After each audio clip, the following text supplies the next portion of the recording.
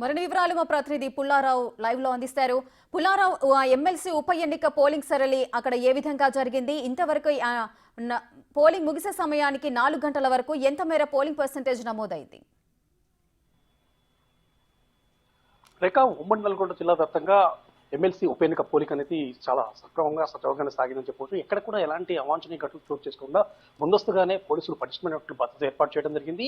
అదేవిధంగా ఓటు హక్కును వినియోగించుకోవడానికి వస్తున్నటువంటి పట్టపత్రులకు సంబంధించేసి తమ యొక్క ఓటు హక్కు వినియోగించుకునే సమయంలో కూడా వాళ్ళకి ఎలాంటి ఇబ్బందులు తలెత్తుకోకుండా అధికారులు ముందస్తు చర్యలు తీసుకోవడంతో మాత్రము ఎన్నిక అనేది ప్రశాంతంగా ముగిసిందని చెప్పవచ్చు. ప్రస్తుతం మనకు అందుతున్న సమాచారం ప్రకారం 4 గంటల వరకు, అంటే ఆర్ఓ ఆఫీస్ నుంచి వచ్చినటువంటి సమాచారం ప్రకారం మనకు దాదాపు 70 నుంచి 75% వరకు పోలింగ్ అనేది నమోదైందని చెప్పి కూడా మనకు తెలియవస్తుంది. అంటే మధ్యాహ్నం 2 గంటల వరకు 49.3% పోలింగ్ శాతం నమోదు కావడం జరిగింది. ఆ తర్వాత 3 గంటల వరకు కూడా 60% వరకు నమోదైంది. ఆ తర్వాత 3 నుంచి 4 గంటల వరకు మాత్రం పోలింగ్ శాతం అనేది పెరిగిందని చెప్పవచ్చు.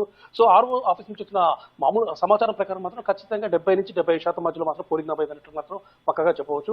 ఉమ్మడి నల్గొండ జిల్లా వ్యాప్తంగా చూసుకున్నట్లయితే మాత్రం పూర్తి స్థాయిలో పోలింగ్ అనేది చాలా ప్రశాంతమైన వాతావరణంలో కొనసాగిందని చెప్పవచ్చు. కాకపోతే కొన్ని ప్రాంతాల్లో కొద్దిగా ఓటర్లకు సంబంధించి డబ్బులు పంచి పెడుతున్నారని చెప్పేసి ఒక ప్రదేశం నార్కెట్పల్లి దగ్గర ఒక చిన్న ఇష్యూ అనేది జరిగింది. కాకపోతే వెంటనే పోలీసులు దాన్ని సద్దుమణిగా చేయడం జరిగింది. కాకపోతే ఇంకా పోలింగ్ విషయానికి వస్తే హుజూర్నగర్ నియోజకవర్గానికి సంబంధించేసి ఒక 2 పోలింగ్ బూతులలో మాత్రము ఆ యొక్క పోలింగ్ బాక్సులను సీజ్ చేసే సమయంలో కొంచెం ఇబ్బంది తలెత్తడం వల్ల పోలింగ్ అనేది కొంత ఆలస్యంగా గడిచింది. మిగతా ఎక్కడ కూడా ఎలాంటి అవాంఛనీయ ఘటనలు జరగలేదు. పోలింగ్ మాత్రం ప్రశాంతంగా కొనసాగిందని చెప్పవచ్చు. ఉమ్మడి జిల్లాలో ఉన్నటువంటి దాదాపు 1,66,448 ఓటర్లకు గాను మొదట ఉదయం 8 నుంచి 10 వరకు మాత్రం ఓటర్లు అనేవారు పెద్ద సంఖ్యలో బార్లు తీయడం జరిగింది. మధ్యాహ్నం సమయంలో మాత్రం ఓటర్లు పోలింగ్ బూత్లకు మాత్రం కొద్దిగా తక్కువ సంఖ్యలో వచ్చారని చెప్పవచ్చు. ఆ తర్వాత మాత్రము 3 నుంచి తర్వాత మాత్రం పోలింగ్ శాతం అనేది గణనీయంగా పెరుగుకుంటూ వెళ్తున్న పరిస్థితి నెలకొందని చెప్పవచ్చు. మొత్తంగా 70 నుంచి 75 వరకు శాతం వరకు పోలింగ్ అనేది. కాకపోతే చెప్పండి. రైట్, పుల్లారావు 70 నుంచి 75% అంటున్నారు. గతంతో పోలిస్తే ఈ సంఖ్య అనేది పెరిగిందా తగ్గిందా అనుకోవచ్చా?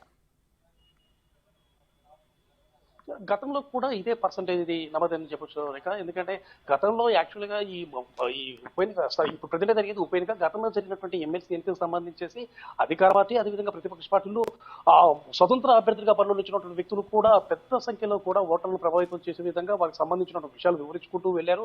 అప్పుడు కూడా ఓటింగ్ శాతం పెరుగుతుందని చెప్పి భావించారు. కాకపోతే అప్పుడు కూడా ఇదే పర్సంటేజ్ అనేది నమోదు కావడం జరిగింది. ఈ సంవత్సరం ఇప్పుడు జరుగుతున్నటువంటి ఉప ఎన్నిక అంటే ఎమ్మెల్సీగా ఎన్నికైనటువంటి పల్లా రాజేశ్వర రెడ్డి అతను ఎమ్మెల్యేగా ఎన్నికైన తర్వాత తన పదవికి, అంటే ఎమ్మెల్సీ పదవికి రాజీనామా చేయడంతో కేవలం 2 సంవత్సరాల కాల పాటు ఉండేటటువంటి ఈ యొక్క దీనికి సంబంధించి, ఈ పదవికి సంబంధించి మాత్రం ఎన్నిక అనేది కొనసాగుతుంది. మొదటగా మాత్రం చాలా మంది అభ్యర్థులు కూడా ఆసక్తి చూపలేదని చెప్పవచ్చు. కాకపోతే అధికారంలో కాంగ్రెస్ పార్టీ వచ్చిన తర్వాత ఈ యొక్క ఎమ్మెల్సీ స్థానాన్ని తాము నిలబెట్టుకోవాలని చెప్పేసి కాంగ్రెస్ పార్టీ భావించడం జరిగింది. అందుకు అనుగుణంగా అనేక రకమైన ప్రణాళికలతో ముందుకు పోయడం జరిగింది. స్వయంగా ముఖ్యమంత్రి దీనికి సంబంధించేసి 3 జిల్లాలకు సంబంధించినటువంటి మంత్రులకు సంబంధించి దిశానిర్దేశం చేయడం జరిగింది.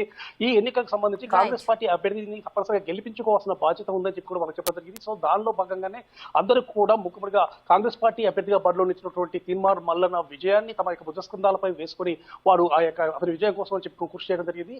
అదేవిధంగా బీఆర్ఎస్ పార్టీ కూడా తమ సిట్టింగ్ స్థానాన్ని నిలబెట్టుకోవాలని చెప్పి ఉద్దేశంతో కూడా ప్రతిష్టాత్మకంగా తీసుకొని అక్కడ తమ అభ్యర్థిగా ఉన్నటువంటి రాకేష్ రెడ్డిని గెలిపించాలనే ఉద్దేశంతో బీఆర్ఎస్ వర్కింగ్ ప్రెసిడెంట్ గా ఉన్నటువంటి కేటీఆర్, హరీష్ రావు, అదేవిధంగా నల్గొండ జిల్లాకు సంబంధించి మాజీ మంత్రి అయినటువంటి జగదీష్ రెడ్డి, ఈ ముగ్గురు కూడా రాకేష్ రెడ్డిని ఖచ్చితంగా విజయబావుట ఎగిరివేయాలనే ఉద్దేశంతో కూడా రాకేష్ రెడ్డికి మద్దతుగా కూడా విస్తృతమైనటువంటి పర్యటనలు చేశాడు. ఆత్మీయ సమ్మేళనాలు నిర్వహించిన పరిస్థితి ఉంది. ఇదే సందర్భంలో బీజేపీ తప్పనిసరిగా ఎమ్మెల్సీ స్థానాన్ని నిలబెట్టుకోవాలని చెప్పేసి కూడా చాలా కంకణబద్దులై వాళ్ళు కూడా కృషి చేశారని చెప్పవచ్చు. ముఖ్యంగా బీజేపీకి సంబంధించినటువంటి అగ్రనాయకులు, బీజేపీ రాష్ట్ర అధ్యక్షుడిగా ఉన్నటువంటి కిషన్ రెడ్డి, అదేవిధంగా ఈటల రాజేందర్, డికే అరుణ, వీరందరూ కూడా ఈ బీజేపీ పార్టీ అభ్యర్థిగా వచ్చినటువంటి గుజ్జుల ప్రేమేందర్ రెడ్డి కోసం అని చెప్పేసి కూడా చాలా తీవ్రమైన కృషి చేసిన సందర్భం అయితే ఉంది. సో ఈ ముగ్గురు ప్రధాన పార్టీలు కూడా ప్రతిష్టాత్మకంగా తీసుకొని బరిలో నిలవటము, మిగతా అభ్యర్థులు కూడా, అంటే స్వతంత్ర అభ్యర్థిగా పెంచినటువంటి అశోక్ కూడా ఈ బరిలో ఖచ్చితంగా నేను విజయం సాధిస్తానని చెప్పి